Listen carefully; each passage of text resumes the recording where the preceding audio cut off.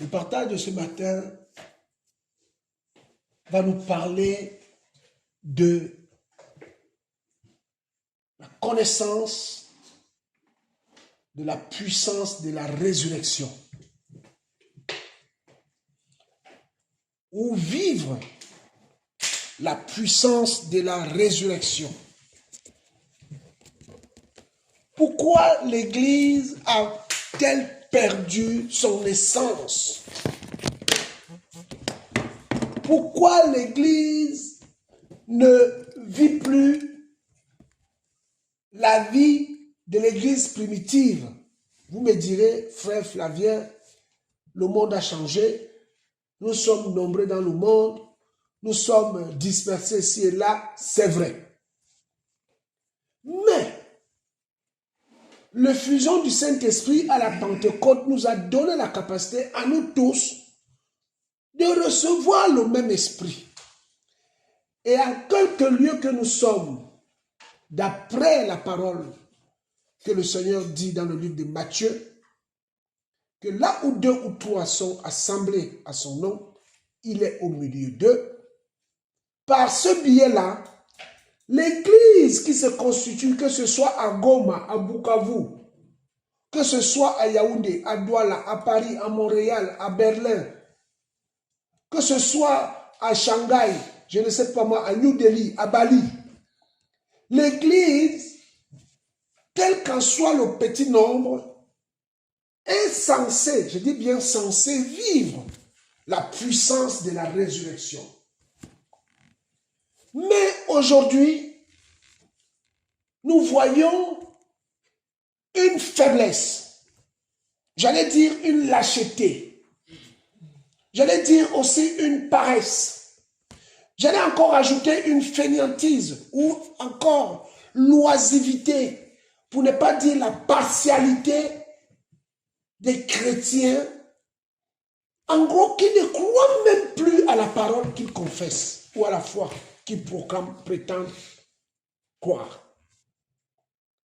L'Église est vidée de son essence qui fait son ADN, la foi en Yeshua. Nous sommes devenus des chrétiens qui se conforment à notre présent siècle. Mais nous savons pertinemment que la Bible déclare dans le livre d'Hébreux que Yeshua est le même hier, aujourd'hui et éternellement.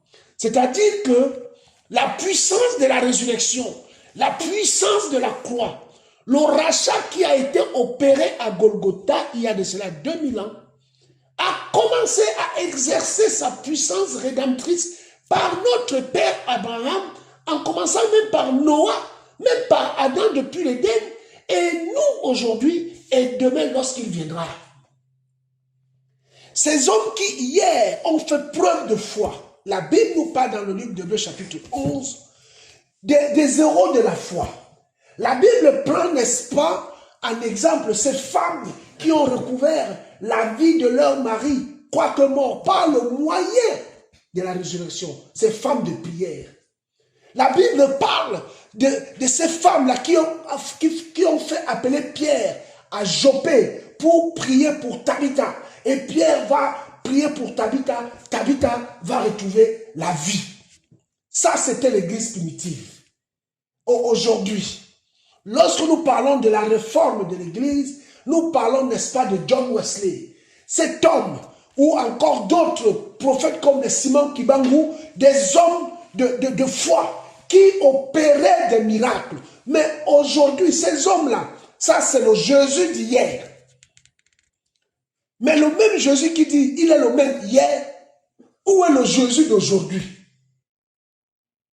Où est l'égal de le Jésus d'hier à aujourd'hui? Nous ne parlons pas du futur parce que le futur, c'est quand il viendra. Mais nous, les vivants, nous parlons de maintenant, en nous référant à ce qui est passé. Lorsque Élisée va prendre le manteau, hériter le manteau d'Élie, et Élie va être enlevé au ciel, il va se retrouver face au Jourdain. Et la Bible déclare qu'à cette époque, le Jourdain débordait des deux côtés. Et il va dire, où est donc passé l'Élohim d'Élie? Où est passé le Dieu d'Élie? Il va prendre le manteau. Où est le Dieu d'Élie? L'Élohim d'Élie que Élie me montrait, je voyais comment il agissait avec lui. Si c'est le même Elohim que Élie m'a laissé ce manteau, qu'il se manifeste. La Bible dit quoi? Lorsque Élisée va frapper le manteau sur le Jourdain va se séparer. Et les fils des prophètes qui étaient en face vont se prosterner. Et ils vont comprendre que l'onction qui était en Élie est passée en qui? En Élisée. Où est donc l'église, la puissance de la résurrection, où des hommes comme Pierre et Yohanan pouvaient aller dire à cet homme qui était assis devant le temple, je n'ai ni or, ni argent, mais ce que j'ai, je te le donne. Au nom de Yeshua, lève-toi et marche.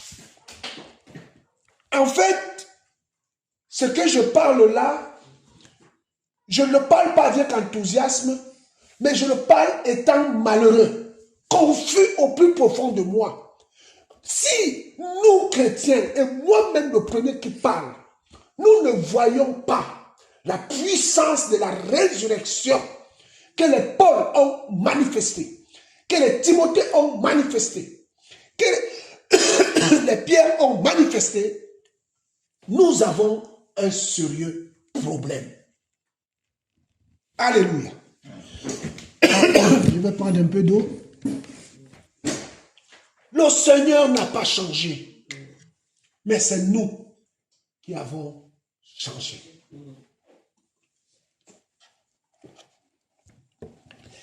En ce moment où il y a certaines maladies qui sont de plus en plus incurables, nous parlons de cas de notre fille Lumia, qui, dont les médecins ont dit, ils ne peuvent rien. Mais où est la puissance de la résurrection? Où est la puissance de la résurrection?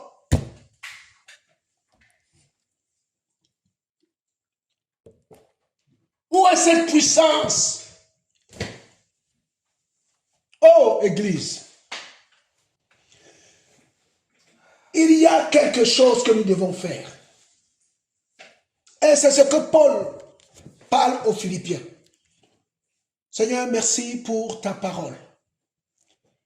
La révélation de ta parole est claire et elle donne de l'intelligence au simple. Père, ce matin, au lieu de lire cette Bible, mais nous voulons être lus par ta parole, dans nos cœurs, afin que nous puissions connaître, saisir et savoir là où nous avons manqué le coche, la marche que nous avons loupée avec toi, afin que tu agisses en nous et avec nous. Parce que la Bible déclare, Seigneur, ta parole, que nous sommes ouvriers avec toi dans ton champ. Mais quel est cet ouvrier qui peut s'accaparer du champ de son maître et que le maître ne vienne pas regarder comment il travaille pour qu'il lui rende compte? Ça veut dire que le maître n'est pas content du travail de son ouvrier. Père, nous te prions ce matin. Révèle-nous, Père, s'il te plaît, là où nous avons loupé la marche. Notre prière, c'est que tu marches avec nous comme tu as été avec les disciples de l'agneau, l'église primitive.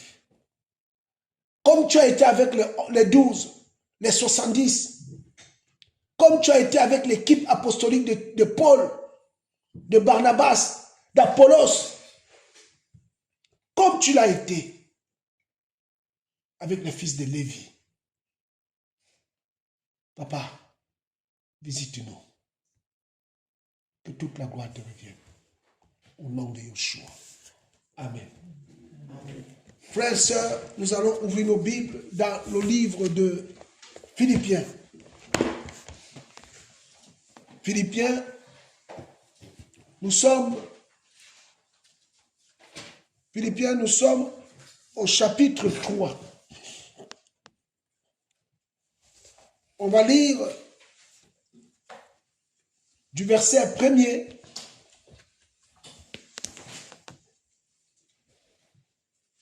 jusqu'au verset 11.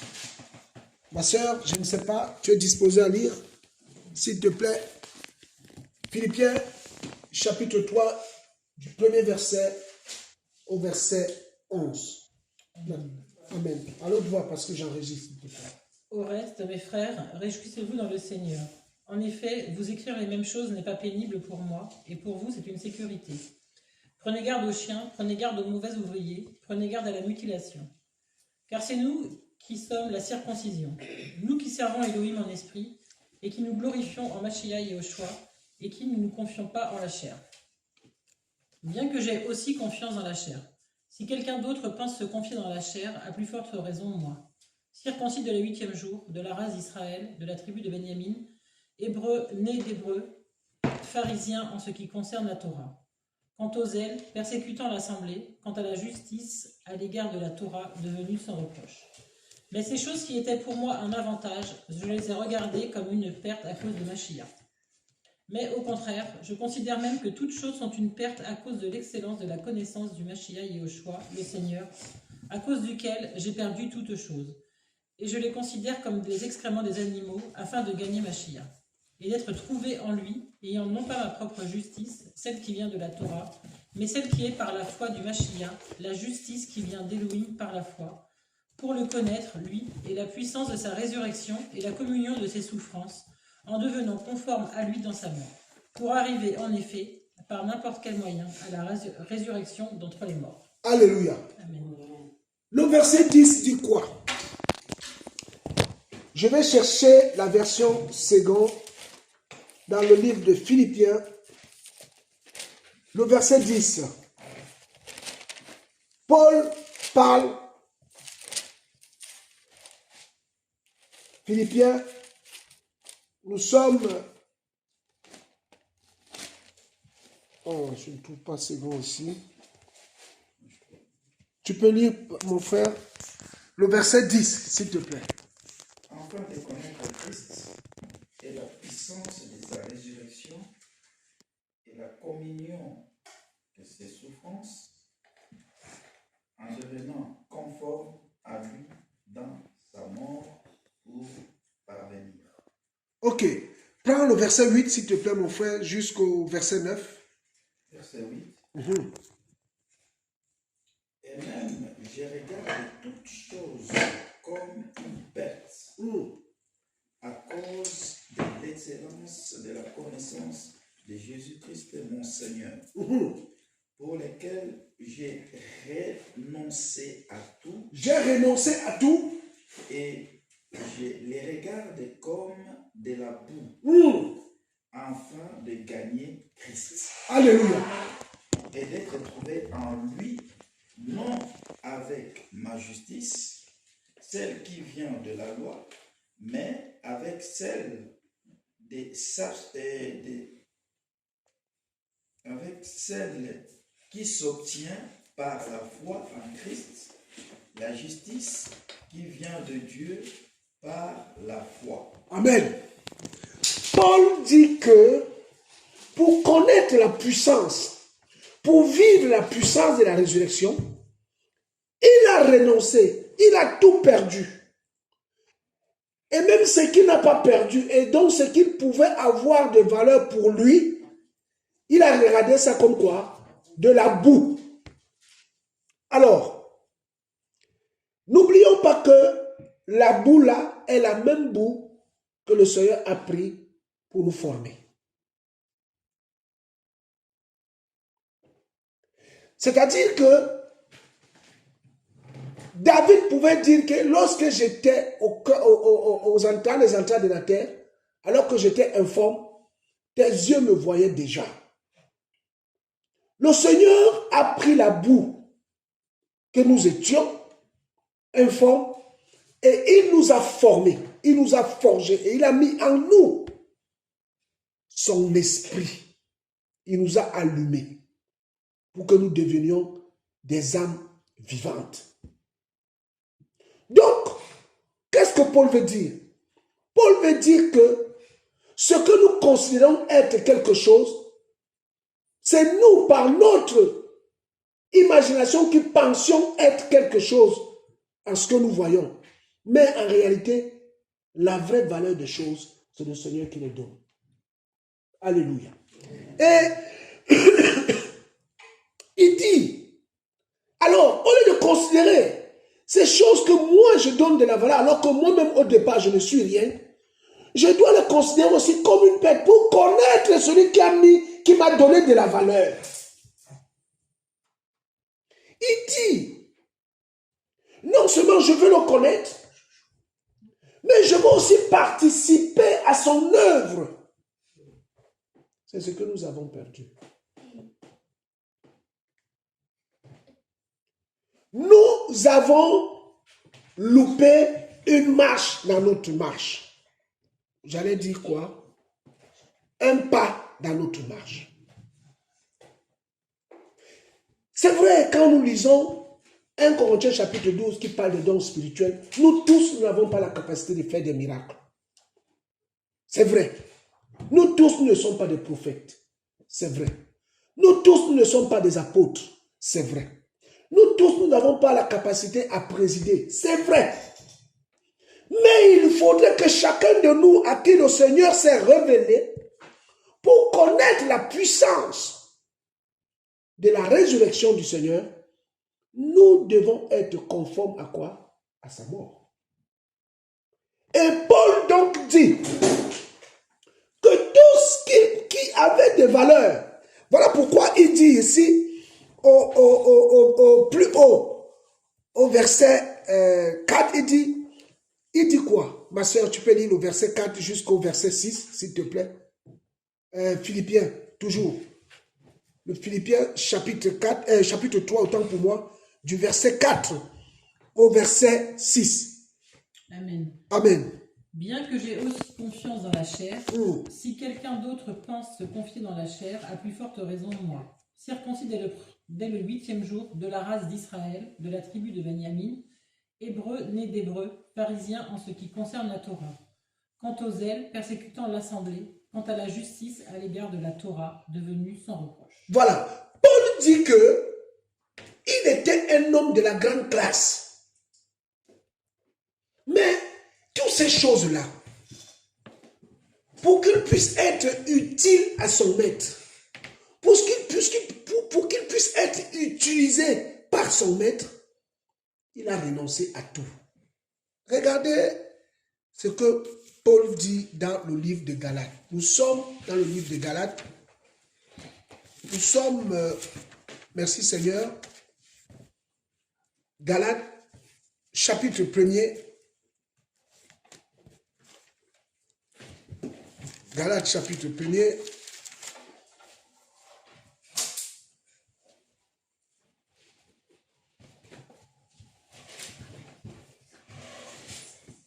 J'avais chapitre 1er.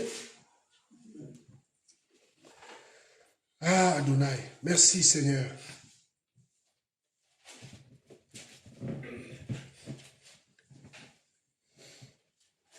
Nous sommes à partir du verset 11. On va lire jusqu'au verset 18. Galates 1er, verset 11, verset 11 à 18. Mais je vous fais connaître, frères, que l'évangile qui a été annoncé par moi n'est pas selon l'être humain. Car je ne l'ai reçu d'aucun être humain, personne ne me l'a enseigné, mais par le moyen de la révélation de Yahushua Mashiach.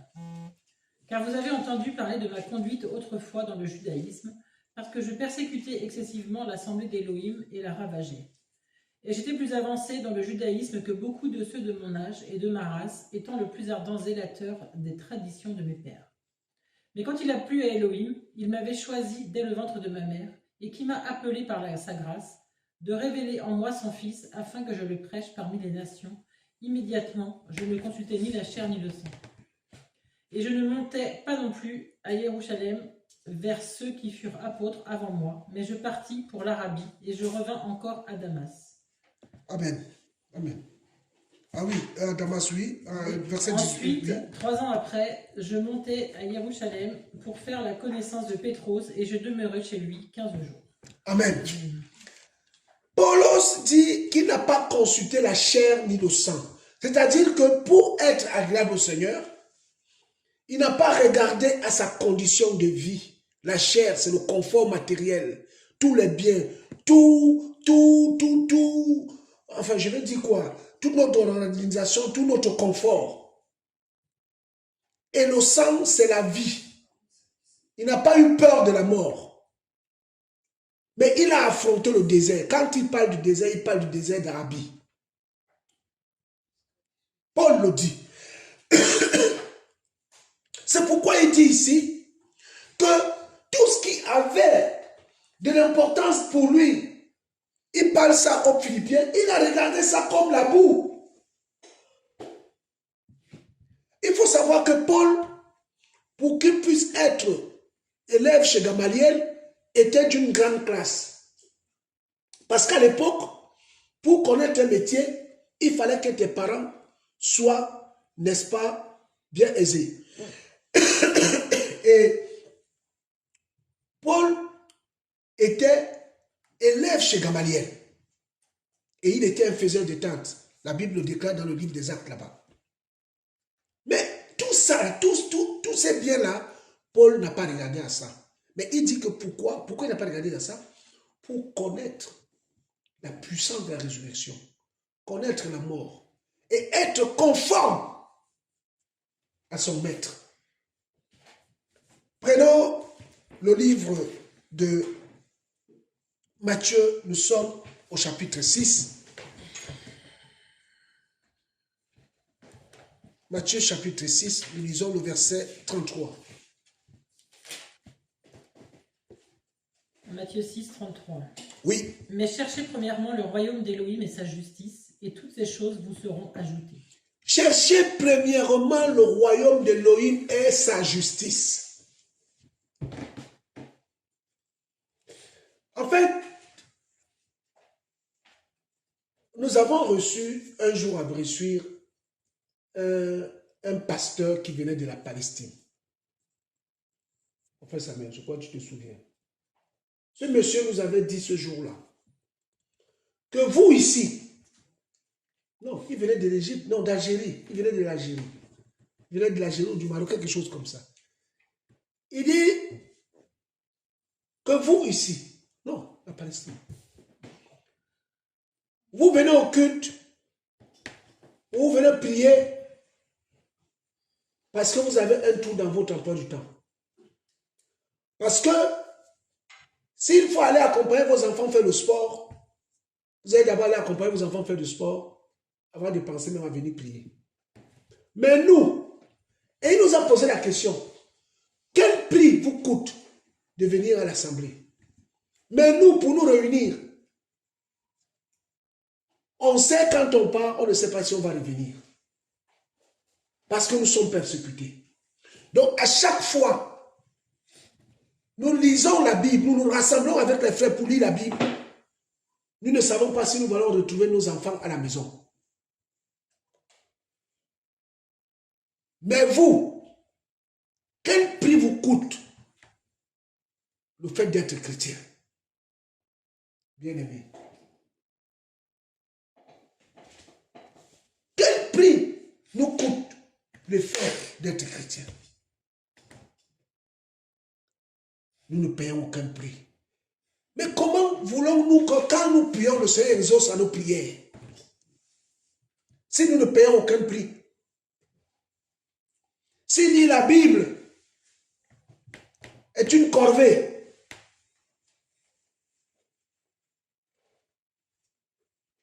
Hé, Église, regardez.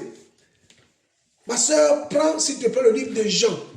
Nous sommes au chapitre 6, le verset 27, s'il te plaît. Jean 6, 27. Amen. Travaillez non pour la nourriture qui périt, mais pour la nourriture qui demeure pour la vie éternelle, et que le Fils humain vous donnera. car le Père Elohim l'a marqué de son sceau. Ah! Nos efforts vont pour un travail qui périt.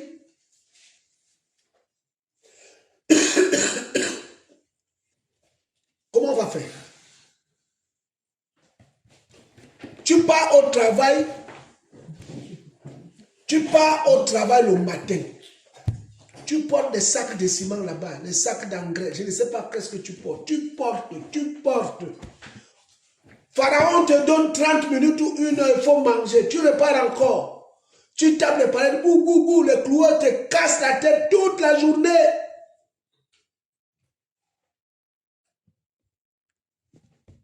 Ceux qui vont à l'école, les mathématiques, la philosophie, l'histoire, ça les casse la tête.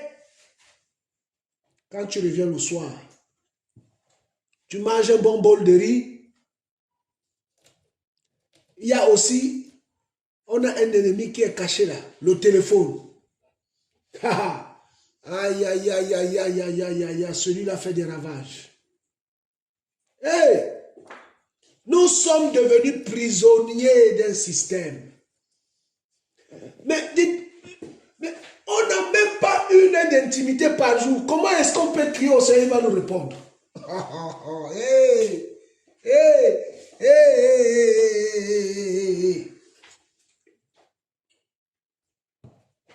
Le Seigneur dit que travaillons pour la nourriture qui ne périt pas.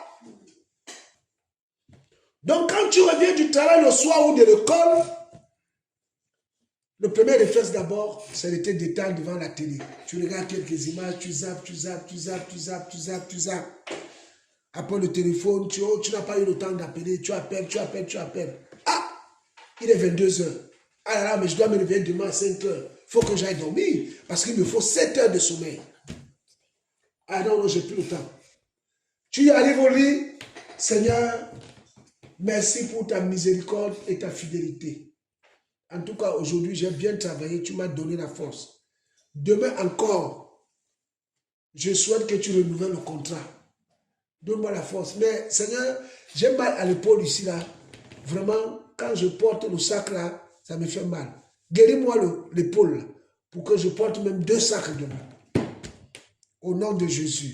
Amen. Tu dors. 5 heures. Oh! Ah, j'ai pas fait ma gamelle et tout. Pour prier, te voilà encore, même pas 1 minute. Père, tu vois, je suis en retard. Il faut que je parte. En tout cas, tu es fidèle. Tu es dans mon cœur, je t'aime. Merci Jésus. Amen. Te voilà.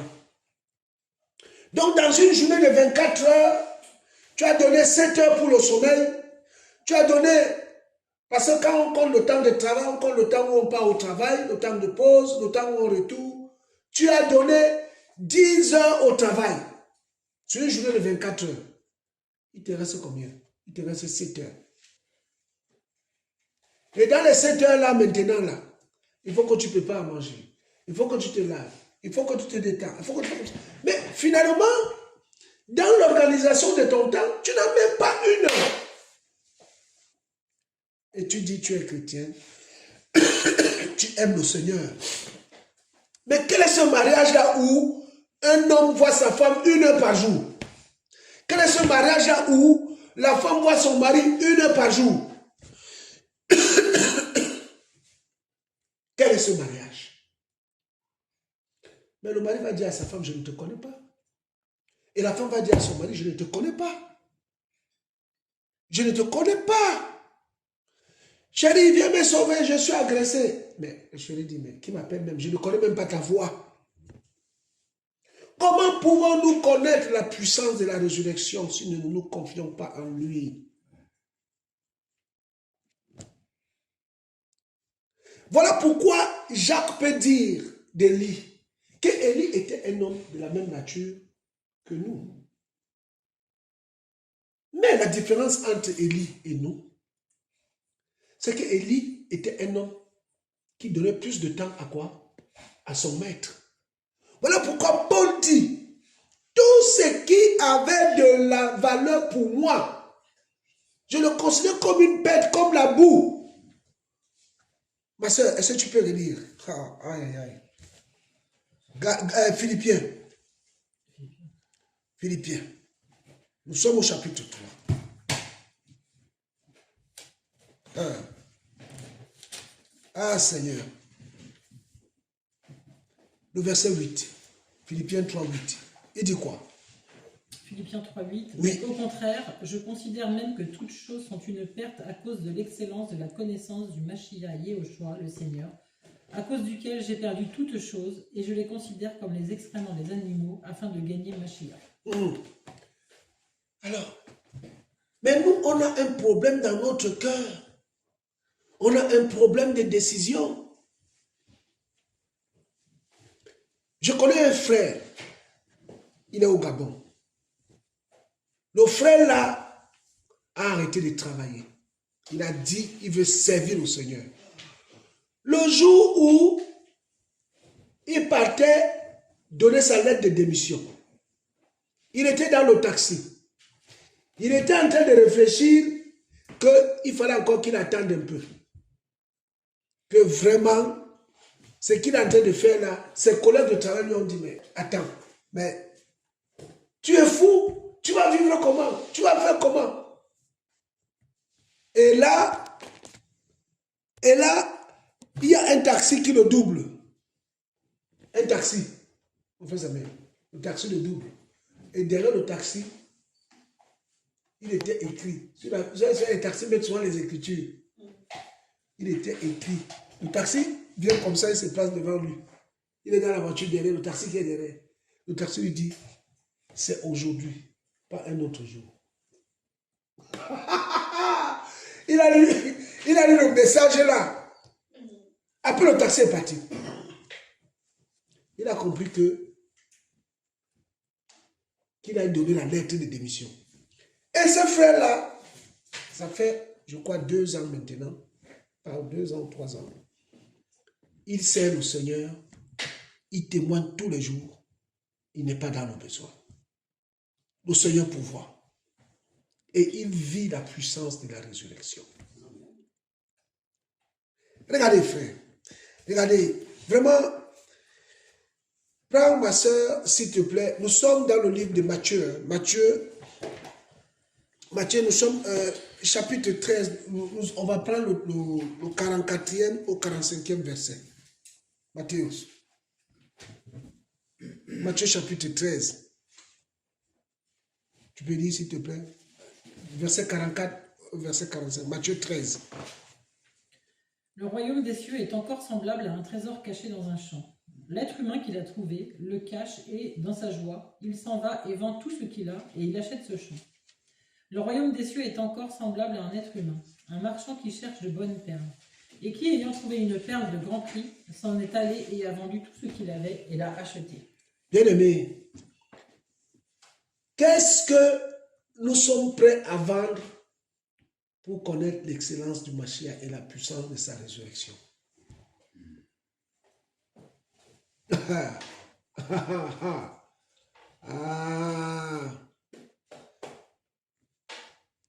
sœurs, je suis parti au Cameroun. Certains de mes frères ont dit que, même ma propre famille dit que mais tu es insensé. Mon propre petit frère m'a dit que tu tournes en rond depuis 2 ans. Regarde comment tu es devenu. Il m'a dit ça. Il me manquait même 1000 francs.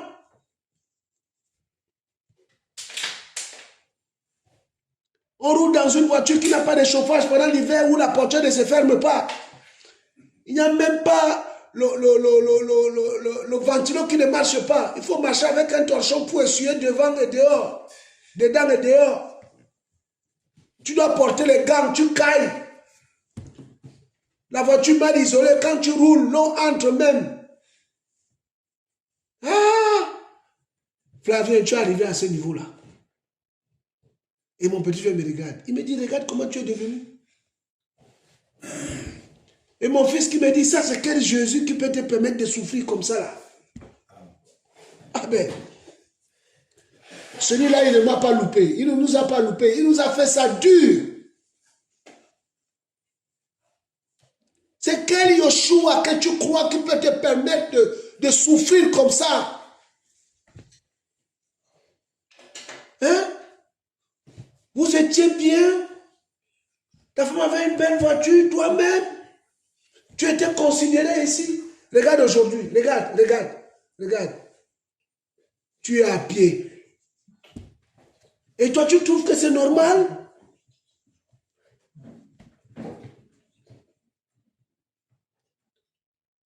Ma mère m'a dit, tu es venu chercher quoi ici? Tout le monde fuit l'Afrique et toi, tu viens ici? Mon fils, qu'est-ce qui se passe? Mais tu ne pourrais pas servir ton Dieu étant là-bas et venir ici comme ça? Tu es venu faire quoi ici?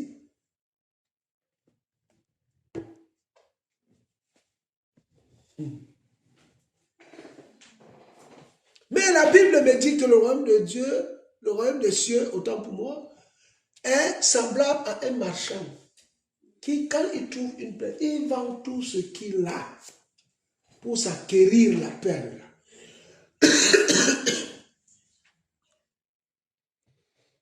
Eh oui, connaître la puissance de la résurrection. Et Paul dit, pour connaître lui et la puissance de sa résurrection et la communion de ses souffrances en devenant quoi? Conforme à lui dans sa mort, pour arriver en effet par n'importe quel moyen à la résurrection d'entre les morts. Mais aujourd'hui, le système mondial ici en France donne 5 semaines de vacances à l'année. Et dans les 5 semaines de vacances, l'employeur a le droit de te donner 2 semaines de suite. Et les autres, tu négocies avec lui. Voilà. Parce que on a des crédits partout. On donne même des crédits. Déjà pour payer la maison, la location. Le courant, le manger, le carburant, les voitures. Si tu ne travailles pas, tu vas faire comment? Donc quand tu calcules tout ça, tu mets le poids des charges à droite. Tu regardes le prix à payer pour l'évangile à gauche. Dans certaines familles même, ça crée des problèmes. Tu veux aller là-bas, hein? Tu es insensé. Comment, n'est-ce pas la Bible dit que personne ne peut construire une maison s'il s'assied et ne pense aux dépenses. Mais toi, tu pars comme ça, qui va payer ça? Mais on va vivre comment? On va faire comment? Hein? Je connais un frère. Le Seigneur lui a demandé de rentrer dans son pays pour prêcher l'évangile. Son épouse a refusé. Son épouse lui a dit, en tout cas, si tu pars là-bas, va pour toi. Moi, je reste ici. Et le mariage, comme tu pars comme ça là, adieu. Le frère a dormi, il a réfléchi, il a dit au Seigneur, Seigneur, en tout cas, je ne suis pas prêt. Et aujourd'hui, il est où? En perdition. Lorsque le Seigneur t'appelle à son service, obéis. Laisse les dégâts. Lui-même va gérer le service après-vente. S'il te dit rentre. Mais ça ne veut pas dire que ça va être facile. Il y a un prix à payer. Mais lui-même, il sait le temps de l'humiliation et le temps de l'élévation. Et Paul dit, il dit, Il dit au verset 12, non que j'ai déjà reçu cela, ou que je sois déjà rendu parfait, mais je cours pas pour le saisir. Et c'est pour cela aussi que j'ai été saisi par le Mashiach Yeshua. Donc il dit, frère, au verset 13, pour moi, je n'estime pas moi-même l'avoir saisi, mais une seule chose compte, oubliant en effet les choses qui sont en arrière et me portant vers celles qui sont devant. Je cours vers le but pour le prix de l'appel céleste d'Elohim en Yoshua Mashiach. Il dit, quand nous répondons à l'appel du Seigneur, c'est-à-dire que quand nous disons que nous sommes chrétiens, nous devons être d'un cœur unique, pas partagé. Le Seigneur ne se partage pas son amour, il ne partage pas son amour. Jean dit que tu ne peux pas dire que tu aimes le Seigneur et l'amour du monde soit encore en toi. Il dit que celui qui aime le monde, l'amour du Seigneur n'est pas en lui. Donc comment alors les Paul, comment les filles de Philippe, Philippe avait 4 filles vierges, les 4 filles prophétisaient. Même aujourd'hui nos enfants, moi je demande à mes enfants, vous n'avez pas de songe? Vous n'avez pas de songe, les enfants? On prie, on vous enseigne la parole. Mais vous dormez, vous n'avez pas de songe, pas de prophétie.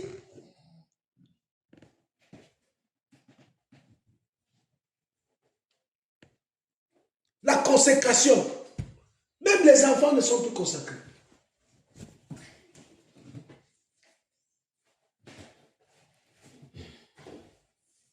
Nous avons loupé une marche dans notre cheminement avec le Seigneur.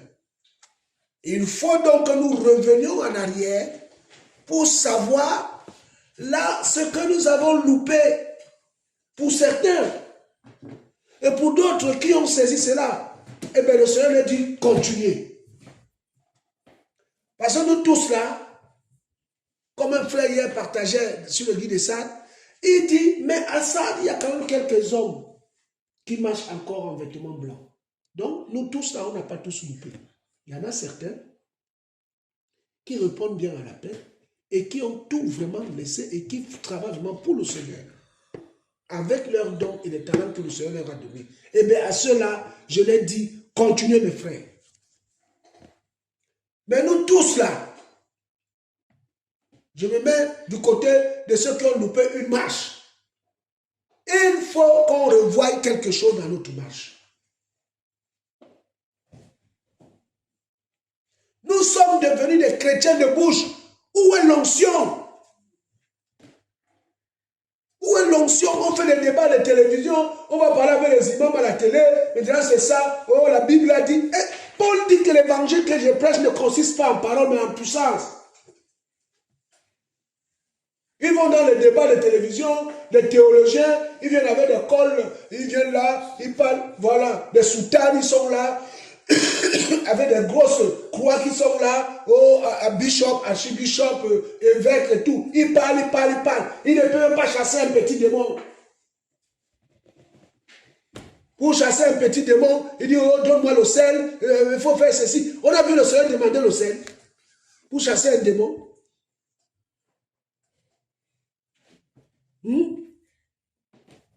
Ils sont là devant les télés, ils parlent, oh, ceci, cela. Il y a même un prêtre là. Oh non, j'ai entendu, un homme est venu me voir, sa maman avait bloqué ses finances, nous sommes allés au lac au Congo, on a fait des trucs comme ça, et puis le Mami Wata est sorti. Le Mami Wata, il parle ça comme ça, et il met Dieu dedans. Des sorciers comme ça. Il est là avec une grosse croix. Il y en a un là, on l'appelle, si c'est chocolat de qui là, hein? Il vient, il parle, oh non, Dieu, c'est un escroc. Il parle des choses, et les gens sont là, on discute avec vous. Tu discutes avec un monsieur comme ça, quoi. Qu'est-ce que tu as dit avec lui? C'est un impie. C'est un démon incarné. Paul dit que la prédication de la croix ne consiste pas en parole. C'est en puissance. Mais pour vivre cette puissance-là, il y a un prix à payer. Mais il n'y a pas le prix à payer que, oh non, il faut vendre ton enfant dans les trucs, les rites. Le Seigneur a dit, vous ne passerez pas vos enfants par le feu. C'est interdit. Ce n'est pas parce que tu donnes beaucoup de dîmes, ce n'est pas ça. Ce n'est pas ça qui intéresse le Seigneur. Ce qui intéresse le Seigneur, c'est ta vie consacrée. Lui montrer que tu l'aimes, tu l'aimes, tu l'aimes. Tu l'aimes. C'est-à-dire que tu as 5 semaines de vacances à l'année. Bon, organise-toi. Voilà, organise-toi. Si le Seigneur te met à cœur d'aller dans une ville, va, évangélise. Travaille, je ne sais pas moi. Si tu te mets à cœur de t'occuper des sans-abri, va, fais-le. C'est la grâce, c'est le talent qu'il t'a donné. Donne de ton temps. Donne de ton argent. Enfin, je ne sais pas moi. Fais-toi mal pour lui. Mais nous, on veut être chrétiens sans se faire mal pour le Seigneur. Il y a des hommes, par exemple, je suis en train de donner des hommes, pasteurs qui fuient tout. On le cherche, on veut le tuer parce qu'il est pasteur. Il abandonne tout, ses terres, ses maisons. Il fuit dans un autre pays. Il y a un prix à payer. Et un homme comme ça qui a tout laissé, qui a fui, vous allez lui mettre devant un mort, il va prier pour le mort va se... Toi, tu vas venir, toi, tu le fais, et puis le mort ne se réveillera pas. Parce que le Seigneur connaît que lui, il paye le prix. Regardez, lorsque la Sunamite a eu son enfant qui était mort, Élisée a donné le bâton à Géasi. Il lui a dit, va, fais comme ça, l'enfant va se réveiller. Géasi est parti. Géasi a fait rien. Oh, il revient à Élisée, il dit, mais l'enfant n'a pas... Il vient de trouver Élisée en chemin. Alors Élisée dit, mais l'enfant s'est réveillé. Il dit, mais non, l'enfant n'a pas. Il dit, comment ça? Mais j'ai fait tout ce que tu m'as dit de faire. Mais l'enfant ne s'est pas réveillé. Non. Ok. Élisée est revenu faire la même chose qu'il avait dit à Géasi. Ce qu'il avait lui vu faire Élie faire. Il a fait la même chose, lui aussi Élisée. Mais pourquoi l'enfant s'est réveillé avec Élisée et pas avec Géasi? Et pourquoi l'enfant s'est réveillé avec Élisée comme il s'est réveillé avec Élie? Mais parce que Géasi ne payait pas le prix. Quand il a vu Naaman venir avec les mallettes d'or, il a dit, voilà ce que je cherchais. Il n'a pas voulu continuer à manger le foufou avec l'huile rouge et le sel. Il a vu les mallettes d'or. Il a dit non, laisse pour moi ici les vêtements, laisse-moi quelques talents d'or, d'argent, on a des gens à recevoir, on va faire ça. Il a pris. Avant même qu'il ne fasse ça, le Seigneur connaissait la disposition de son cœur, qu'il était faux. Voilà pourquoi l'enfant ne s'est pas réveillé.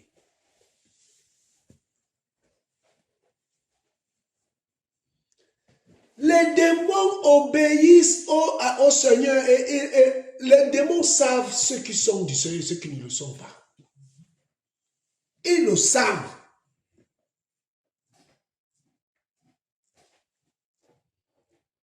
Il faut que l'Église retrouve la puissance de la résurrection. La puissance de la résurrection. Il faut que l'Église, regardez, on va finir avec un livre, dans le livre de Romains. Nous sommes au chapitre 6. Romains chapitre 6, le verset 1 à 7. S'il te plaît. Romains 6, 1 à 7. Tu peux lire s'il te plaît, ma soeur. Romains 6, 1 à 7. Que dirons-nous donc? Demeurerons-nous dans le péché afin que la grâce se multiplie? Que cela n'arrive jamais. Nous qui sommes morts au péché, comment vivrons-nous encore en lui? Ou bien ignorez-vous que nous tous qui avons été baptisés en Machia et Yoshua, avons été baptisés en sa mort? Nous avons donc été ensevelis avec lui par le moyen du baptême en sa mort, afin que, comme Machia est ressuscité des morts par le moyen de la gloire du Père, de même nous aussi nous marchions en nouveauté de vie. Car si nous sommes nés ensemble, avec lui en devenant semblables à sa mort, nous le serons aussi à sa résurrection. Sachant que notre vieil être humain a été sacrifié avec lui, afin que le corps du péché soit inactif et que nous ne soyons plus esclaves du péché. Car celui qui est mort est justifié du péché. Prends Éphésiens, s'il te plaît. Nous sommes dans le livre d'Éphésiens, chapitre 1. Nous allons lire du verset 17 au verset 22. Éphésiens 1, 17 à 22, s'il te plaît. Éphésiens 1. Hein? Afin que l'Élohim de notre Seigneur Yahushua Mashiach... Prends un peu plus haut. Ouais, prends un peu plus haut, s'il te plaît. 15. Oui. C'est pourquoi, ayant aussi entendu parler de la foi que vous avez en notre Seigneur Yahushua et de l'amour que vous avez envers tous les saints, je ne cesse de rendre grâce pour vous, en faisant mention de vous dans mes prières, afin que l'Élohim de notre Seigneur Yahushua Mashiach, le Père de gloire, vous donne l'esprit de sagesse et de révélation dans sa connaissance précise et correcte. Qu'il illumine les yeux de votre intelligence, afin que vous sachiez quelle est l'espérance de sa vocation, et quelle est la richesse de la gloire de son héritage dans les saints, et quelle est l'excellence grandeur de sa puissance envers nous, qui croyons selon l'efficacité de la puissance de sa force souveraine, qu'il a déployée avec efficacité en Mashiach, quand il l'a ressuscité des morts, et qu'il l'a fait asseoir à sa droite dans les lieux célestes, au-dessus de toute principauté et autorité, et puissance et seigneurie, et au-dessus de tout nom qui se nomme, non seulement dans l'âge présent, mais aussi dans celui qui est à venir. 22. Il a aussi soumis toutes choses sous ses pieds, et il l'a donné pour tête au-dessus de toutes choses à l'assemblée, qui est son corps, et la plénitude de celui qui remplit tout en tous. La Bible déclare, bien-aimé, je vais lire la version seconde à partir du verset 17. Afin que l'Élohim de notre Seigneur Yahushua Hamashiach, Père de gloire, vous donne un esprit de sagesse et de révélation dans sa connaissance, qu'il illumine les yeux de votre cœur pour que vous sachiez quelle est l'espérance qui s'attache à son appel. Quelle est l'espérance qui s'attache à son appel? Quelle est la richesse de la gloire de son héritage qu'il a réservé aux saints? Nous avons la méconnaissance des promesses que le Seigneur a fait à ses enfants. Paul a eu l'expérience. Si nous lisons le livre de 2 Corinthiens au chapitre 12, s'il te plaît ma soeur, 2 Corinthiens chapitre 12, Paul va parler de cette expérience. Quelle expérience il a eue? 2 Corinthiens 12. Nous sommes à partir du premier verset. Nous allons lire jusqu'au verset 6. 2 Corinthiens 12, 1 à 6. Oui. Se glorifier n'est vraiment pas utile, car j'en viendrai aux apparitions et aux révélations du Seigneur. Je connais un homme en Mashiach, il y a 14 ans passés. Si ce fut dans le corps, je ne sais. Si ce fut hors du corps, je ne sais. Elohim le sait, qui a été enlevé jusqu'au 3e ciel. Et je sais que cet homme, si ce fut dans le corps ou si ce fut hors du corps, je ne sais, Elohim le sait, a été enlevé dans le paradis et a entendu des paroles ineffables. Ce qui n'est pas légal pour l'être humain d'en parler. Je me glorifierai d'un tel homme, mais je ne me glorifie pas de moi-même, si ce n'est dans mes faiblesses. Car si je voulais me glorifier, je ne serais pas un insensé, car je dirais la vérité. Mais je m'en abstiens, afin que personne ne m'estime au-dessus de ce qu'il me voit être et de ce qu'il entend dire de moi. Frère, sœur, Paul avait connu, le Seigneur lui a permis de connaître des choses. Il y a un chanteur congolais, maintenant qui est devenu, je ne sais pas comment, l'Ifoko du ciel. Il avait chanté un chant. Il dit, je n'ai jamais vu un homme passer près de la croix et rester le même.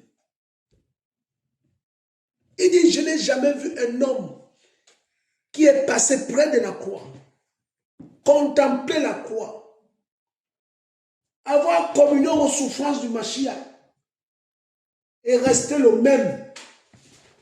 Frère, si tu as des problèmes de caractère, de comportement, de confiance et de foi, va refaire un tour auprès de la croix. Tu n'as pas bien vu. Paul ne pouvait pas rester le même. Le Seigneur l'a ravi au 3e ciel.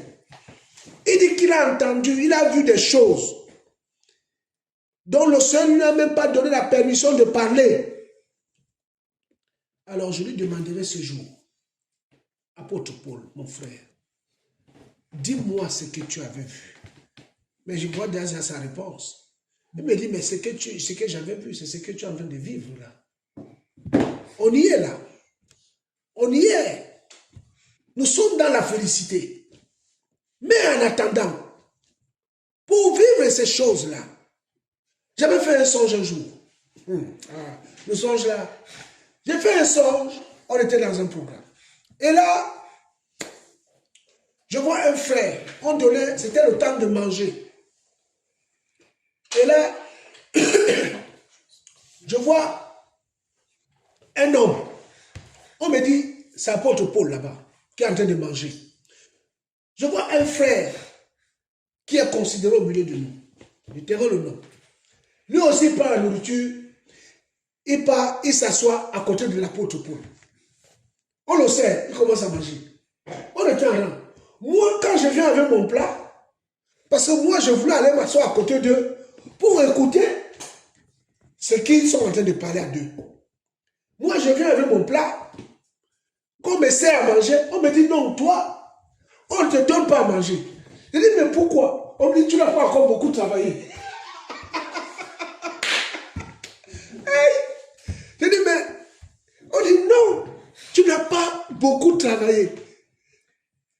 Quand tu vas travailler, c'est comme si la femme là savait que je vais aller m'asseoir là-bas. Il me dit, quand tu auras travaillé comme les deux là, tu pourras me prendre, on pourra te servir à manger et tu vas t'asseoir avec eux. Je dis donc, je n'ai rien. Il me dit, oui, tu n'as rien. Avancez. Parce qu'il y avait encore. Donc, en fait, je me suis levé, et dit, mais. Et il m'a dit, tu n'as pas encore assez travaillé pour que tu manges. On m'a refusé la nourriture. Il y a d'autres qui disent dans le songe, oh, si tu es en train de manger, c'est la sorcellerie. Moi, le songe là, on m'a refusé la nourriture. Donc, je devais être content. Mais moi, je me réveille le matin, je suis fâché. Donc, je vois l'apôtre Paul et ce frère-là, ils sont en train de parler et ils mangent. Et c'est l'apôtre Paul qui parlait et le frère était en train de secouer la tête comme ça. Comme s'il écoutait ce que l'apôtre Paul disait.